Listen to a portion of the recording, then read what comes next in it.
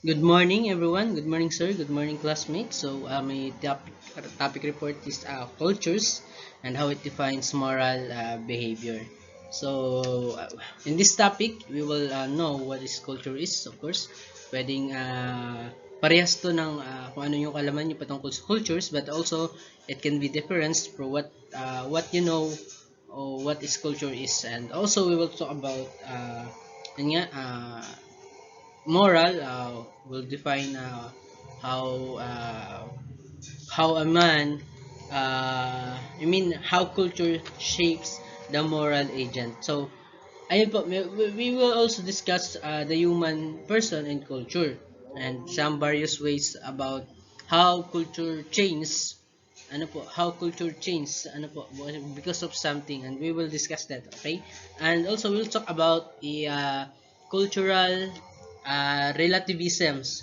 Of course, somehow we know that already, but I will still discuss that so that maybe it can add to your knowledge, I guess so.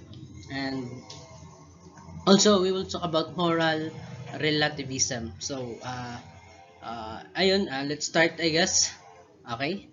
So, and what is culture? Ano po? What is culture? It just has what is culture, and culture is the integrated pattern of human knowledge, beliefs, and behavior. So, it talks about this knowledge, beliefs, and behavior. So, each of us has a different knowledge, beliefs, and behavior. Okay po. And this is what culture means. Okay? And because they are the one, I mean, dito nakabase kung ano yung kultura nila. Halimbawa, yung ano yung kaalaman nila, kung ano yung paniniwala nila, ano yung kaugalian nila sa mga bagay na ganito, like that. And of course, this consists of language, so yun nga, mga salita, of course, ideas, okay, customs, moral, and laws, basta, batas, and etc. Of course. So that's what culture is. So of course, uh, there are different language that we know. Yun nga, some language once na tayo pumunta sa ibang lugar at ibang salita, we might adapt the different language from them. Of course, so that's what culture is. Knowledge, beliefs, behaviors, yan. Yun yung integrated pattern. So, of course, it consists language, ideas, customs, moral, laws, and etc. So, hope you get it.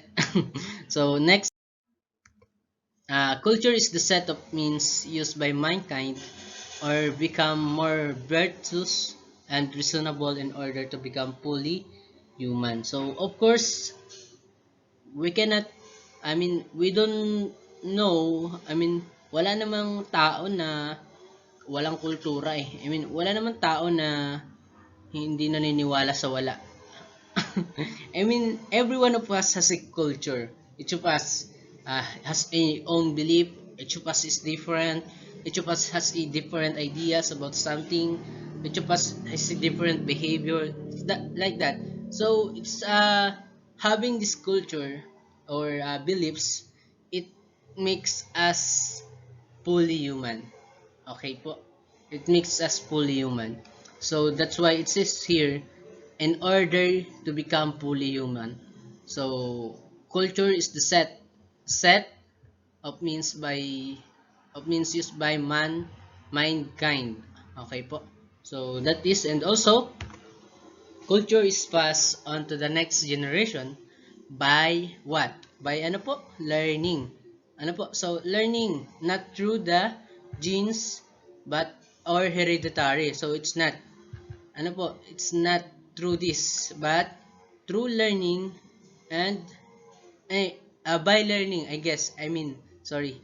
Through learning and not by genes or by hereditary, because we know that yun nga, as we grow up, from the baby we grow up, so we are learning what the practice of the culture of one place. For example, I born in a place that culture is Benjayans or yun nga, mga tao na mapaghiganti. So, as I grow, I also learned how to uh, look that na kailangan kong gumanti if nasaktan ako or kung kailangan kong gumanti pag may namatay o may nasira, something like that. So it's by learning, it's not by genes or hereditary. So ayun po. And also the human person and cultures. Yan, the human person and cultures. Why? Because as a moral agent, the human person is born, is born into a cultures. So, as we born, nung time na tayo sinilang, of course, nandun sorry. Sorry, nandun agad yung kultura na, halimbawa nga sa Katoliko, di ba po, the culture or the beliefs of Catholic, when you are a baby, you have to be baptized through what, yung binubuhusan ng tubig sa ulo, so that yun ganun, yun po yung kanilang paniniwala, yun yung kanilang kultura, so ganun yung tawag doon, binyag. So ayun po, that's why human person and culture is that, yan, we are born, o person is born into cultures. Nandun agad yung kultura once na tayo ay isinilang, we can may kultura na agad, kaso hindi pa natin to alam, of course baby pa tayo nun. So that is, ayun po yung sinasabi dyan. So hopefully you get it. Of course, yun nga, ito po yung sinasabi ko kanina, that there are various ways by which culture change. Ayan, nababago daw po yung cultures through what? Through this tree. Ano itong tree to na mahirap banggitin, but so cultures, sabi po, po dito, cultures po ito, po. Then nandito ito, parang ito dinagdagan lang siya, so tapos binago lang ng konti. Culture and inculturation by acculturation. So sorry, medyo na bubulol. So through this tree we will see how culture is changed. Okay po. So ayan, let's start. And inculturation talks about what? It's a process of learning from infancy, from infancy till death. As we learned, sabi po dyan,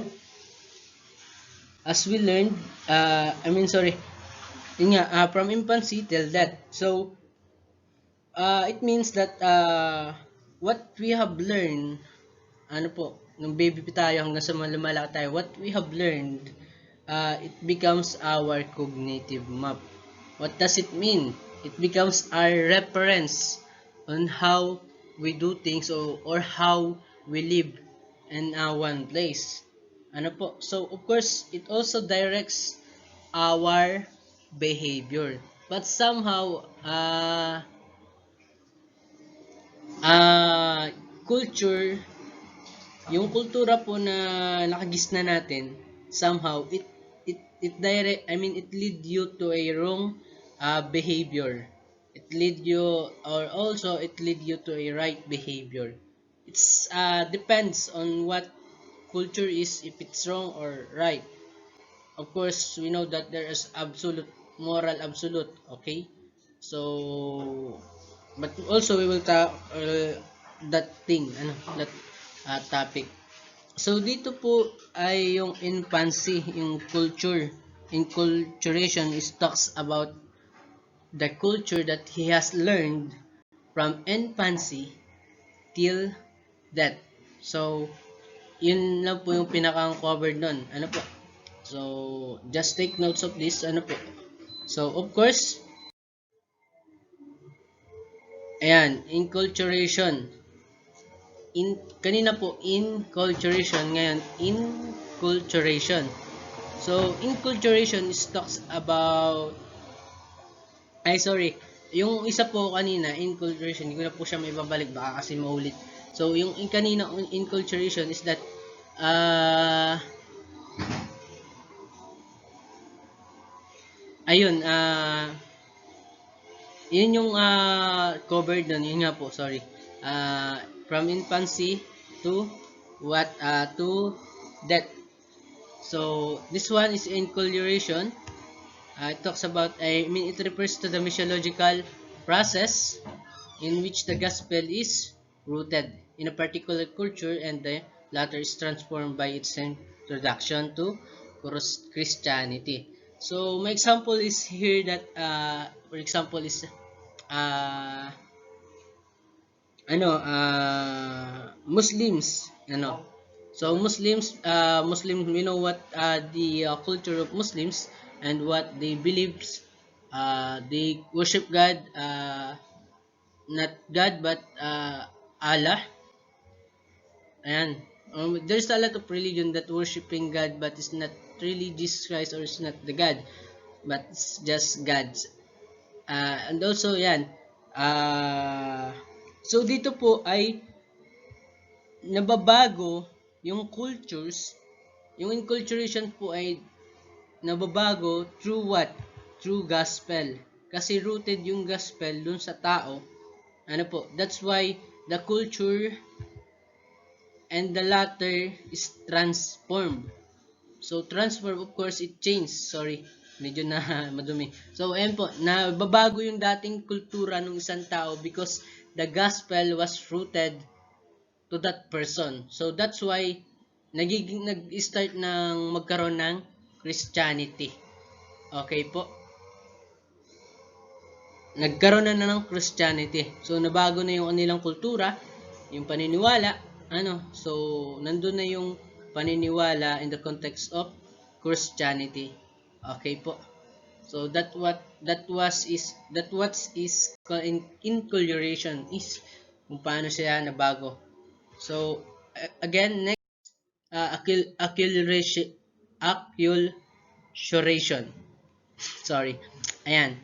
So, what is it? Acculturation is the cultural modification of an individual group or people by adapting to or borrowing traits from another culture. My example is here that, the main point of this is that we are adapting and or borrowing traits from another culture. Okay po? So, that's what acculturation is. Okay? For example, that halimbawa po tayo, we went to another place and they have different cultures. For example, Badyaw. They have a different cultures and also beliefs. For them, they studying is not important for them. That's why they don't study. But of course, but Jao is uh, uh, they had the privilege to study. Meron ding Badyaw na nag-aral, but specifically Badyaw uh, don't value the study. Hindi sila talaga wala silang interest na mag-aral kasi for them what they believe is that just having food for 3 days and for 3 times in a day and have work and to have money. So that's what they believe. And of course they also have cultures. Yun na nga po yung parang kultura din nila na hindi sila nag-aaral kasi sa kanila ang pag-aaral parang wala lang. Okay po, ganun. Then also, ayun nga, tapos halimbawa po dito ay halimbawa pag pumambadyaw ay napa-socialize o napasama sa mga katulad nating Pilipino na we value studying.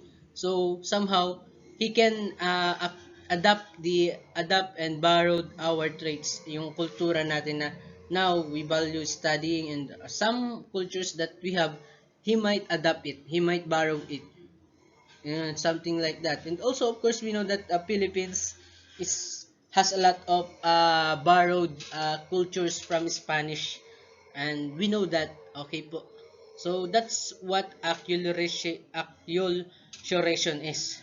It's hard to pronounce. Sorry, sir. And so hopefully you get it po. And that's what the three. First is I mean E, inculturation, and I, inculturation, and acculturation. Okay, so how cultures shapes the moral agent.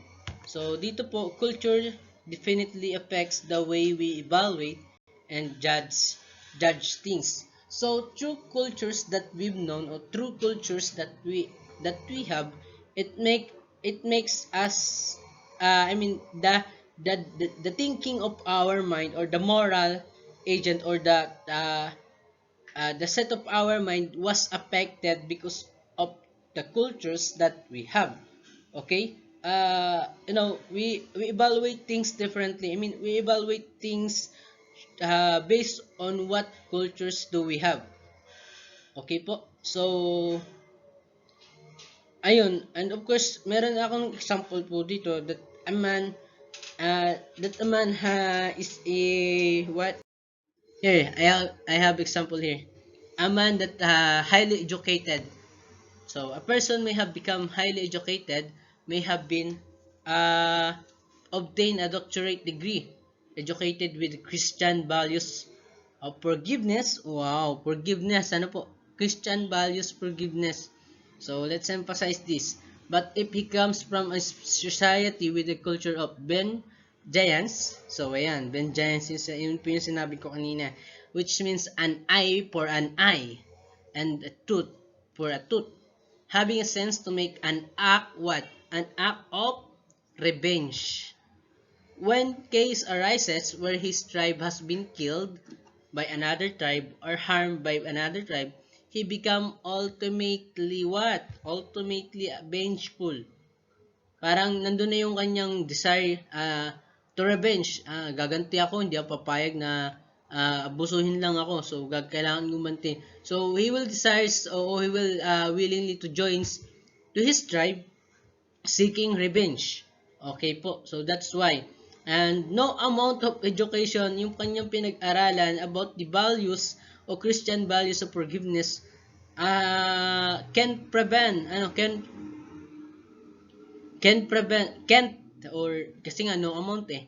Okay po. So, ayun, can prevent him from joining his tribe to seek revenge.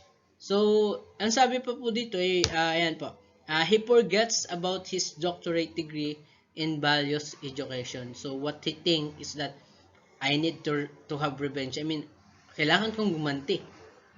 Kasi, dun yun po kasi yung culture nila eh. Though he studied, or he highly educated, but because of the culture, it affects his moral agent. It affects his the way he think, and the way he decide, or the way he do things. Okay po. So the cultures affects our what?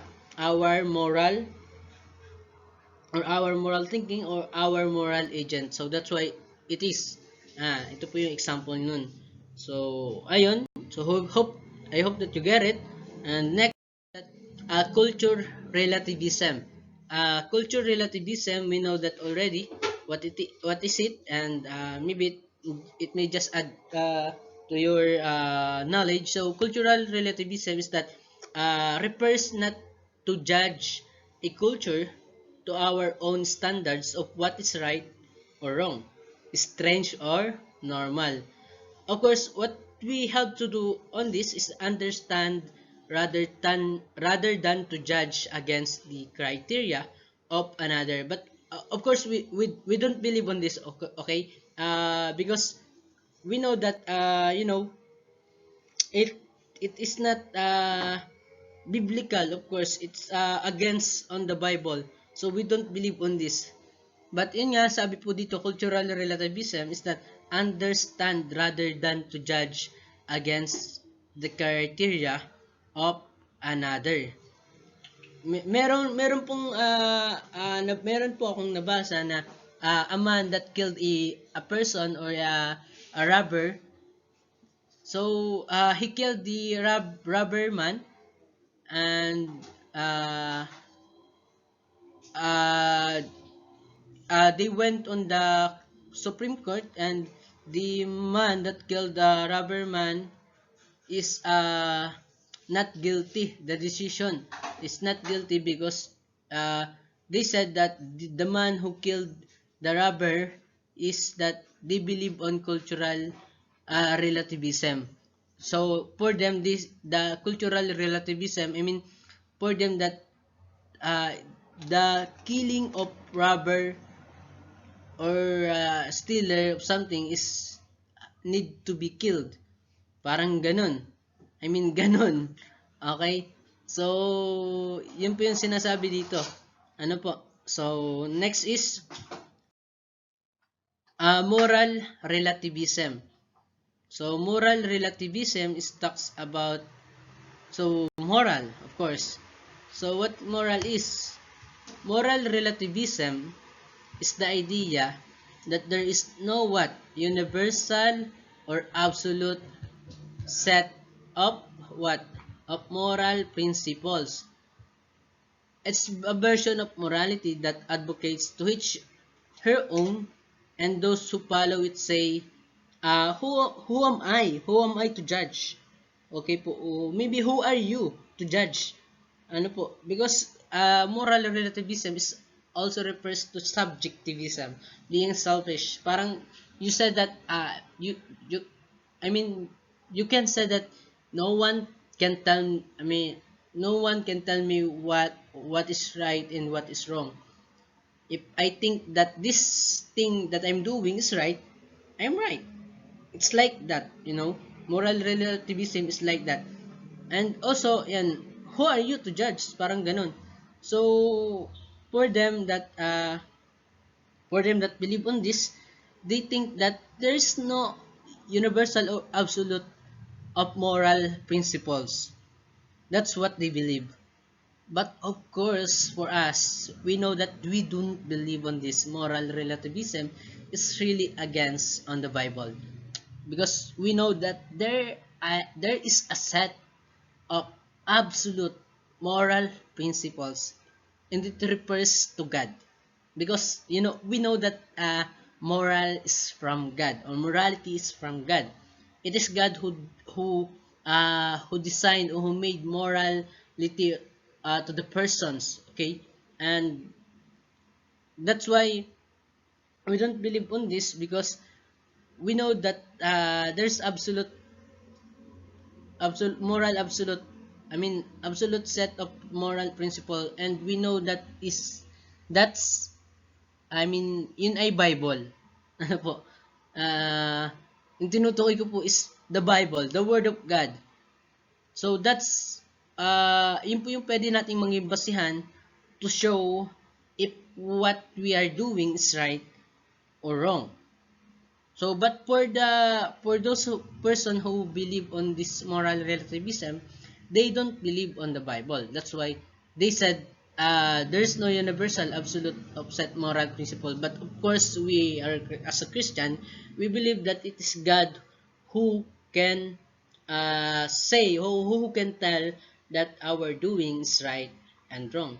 That's why sabi rin dito, who I am to judge, o kung walang set of moral principles, kung walang tama at mali, kung para sa isang tao, halimbawa, kung para sa akin, ay mali yung ginagawa ni ni Hana na pagsisinungaling, para naman sa kanya ay tama. Ngunit kung sa kanya naman mali ang ginagawa ko ay pagnanakaw, sa akin pwede, tama. Yung parang ganun, pero pwede kong sabihin na, no, hindi mo sa akin kailangan sabihin na I'm wrong, because for me, what I'm doing is right. Okay? Somehow like that. What is moral relativism? So that's what the meaning of it. Medyo malabo-labo, but of course we already know this, but maybe yun lang, additional ko lang kung ano yung kaya ko. So who is the judge? Of course, we know who is the judge. It is God. It is the word. It is the Bible. It is the word of God. So we just need to read the word of God so that we can know what things to do and what things to avoid. Or of course, we can know that what if our doing is wrong or if our doing is right. It's like that. So that's what moral relativism is. So parang hanggang dito na lang po ito, at hopefully that you understand it, or kung hindi man I don't know. But this is the last moral relativism. So again, my report is that cultures and how it defines moral behavior or moral relativism. So that is po my report, and thank you so much po for listening or for watching this. So hopefully that you take notes of this somehow. Ayan. So thank you again. Thank you sir, and yun lang po. Thank you, sir.